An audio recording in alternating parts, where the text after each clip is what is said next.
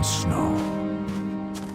There is no movement, no sound, only a perfect wall of unbroken white. His breath comes out in a set of steady white puffs. Before long, the sun begins to set. Yet the man's pace does not falter. A rift in the ground blocks his way. The crevice is so deep, he cannot see the bottom. The man produces his trusty hand axe from within a deep pocket.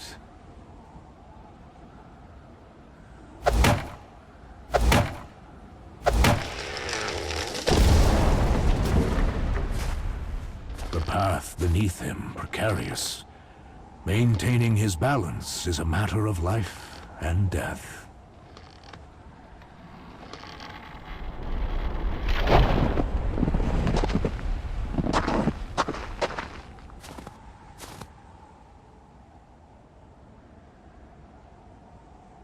Once he moves past the danger, he again makes for the peak.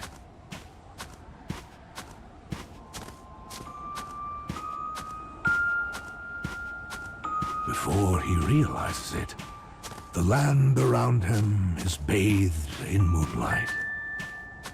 The man knows the mountain is more dangerous at night.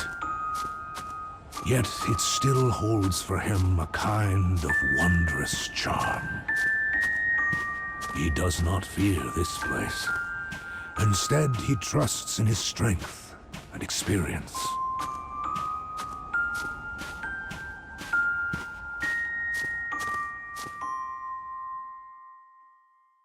Suddenly, the steely glint of animal eyes glimmer all around him.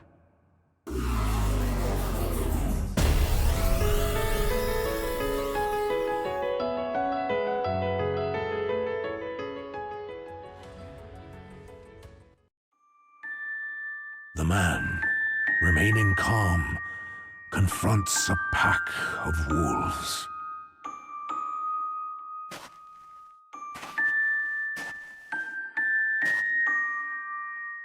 Don't run.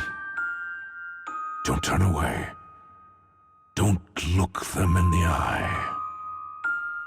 The final roar sounds. After fending off the wolves, the man renews his trek. No person has ever reached the summit of the mountain he now climbs. Yet he does not fear, for he has conquered many peaks long thought impossible. He forever seeks the line between life and death within the harshest environments. This pursuit is his entire reason for living.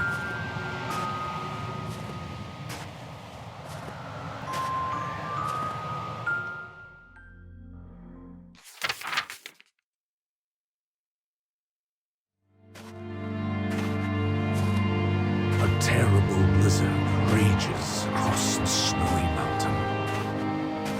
The merciless wind and snow cause his steps to slow. Suddenly, his weary eyes glimpse a rocky shelter, just big enough for a single man. As he catches his breath, he recalls the letter tucked away inside his pocket.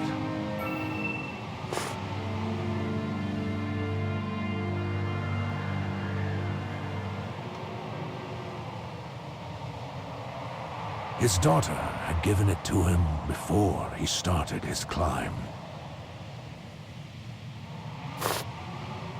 He fishes in his deep pocket once more and produces a handmade charm. The oddly shaped decoration seems to warm the man from somewhere deep inside.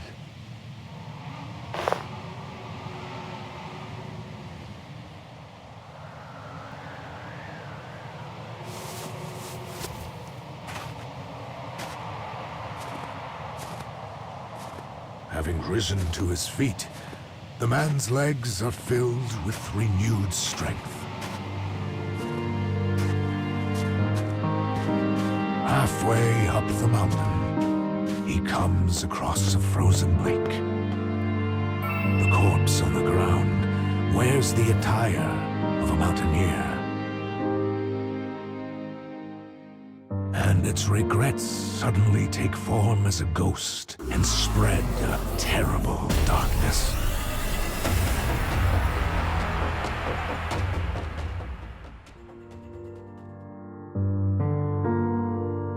He sees a note on the ground next to the body. It is an apology to the mountaineer's family. It spells out his regret at ever attempting his climb. The note is written in a cramped, unsteady hand. Perhaps it is due to cold, perhaps to grief.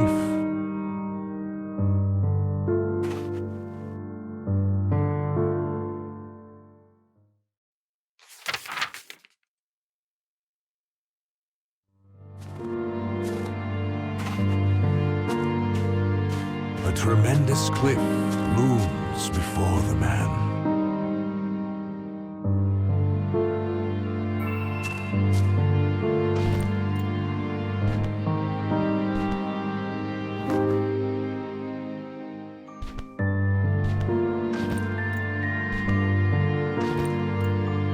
If he can conquer this, the mountain will be his.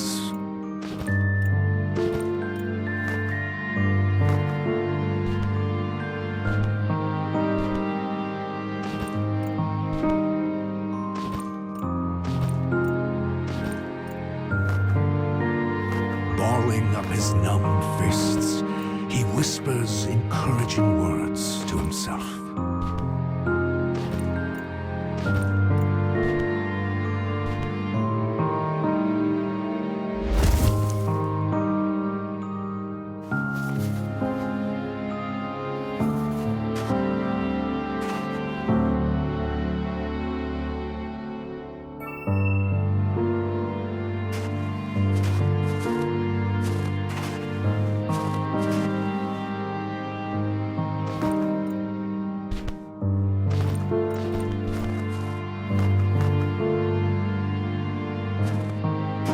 His frozen body threatens to rebel. He finally reaches the summit.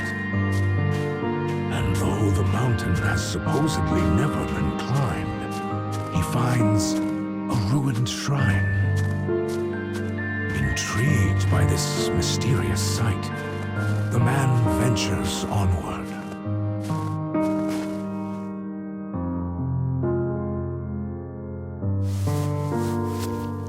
When he enters the shrine, he finds something impossible. His wife.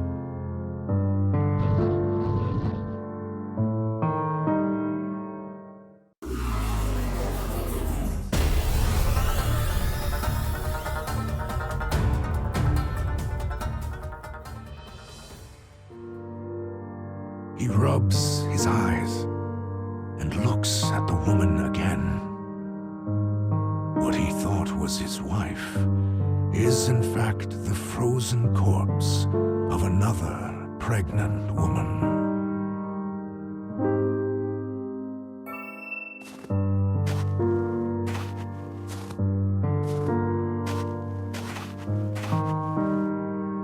The corpse grips a clunky good luck charm in one frozen hand. It looks just like the one his own daughter gave him. Enough. Time to go. The hallucination solidifies his resolution to return home to his family.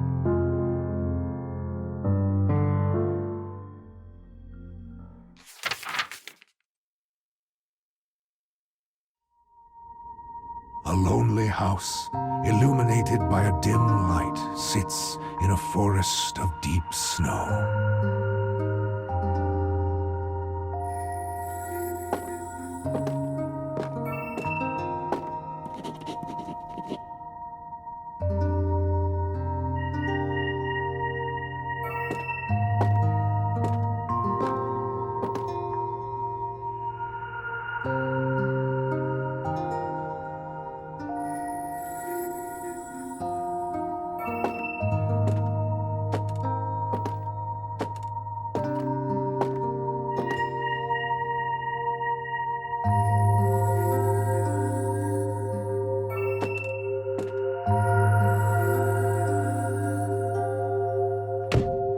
Suddenly, a furious knocking batters at the door.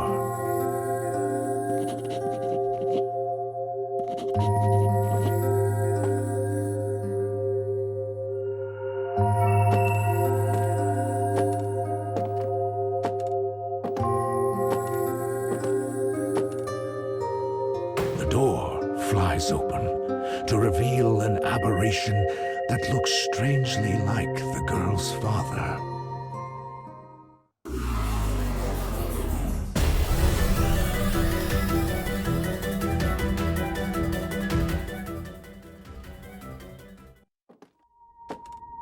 It seems the knock was but a trick of the wind.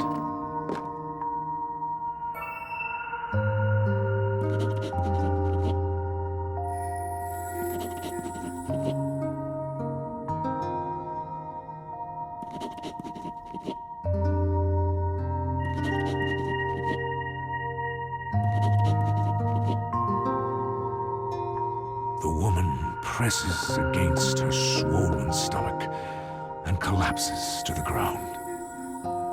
New life is about to be brought into the world. The man is in darkness.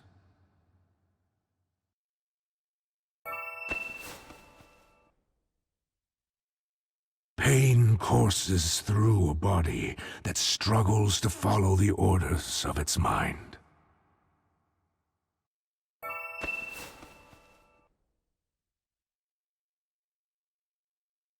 With each movement he makes, his arms and legs grow heavier.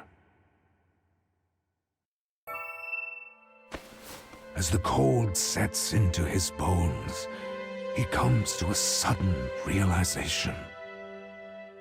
Ah, I see. I am already gone. He fumbles frozen, unfeeling fingers into his pocket one last time.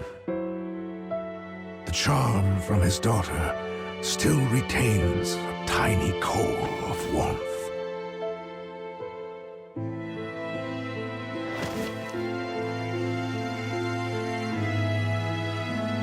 With the sensation of his family at his fingertips, he slowly closes his eyes.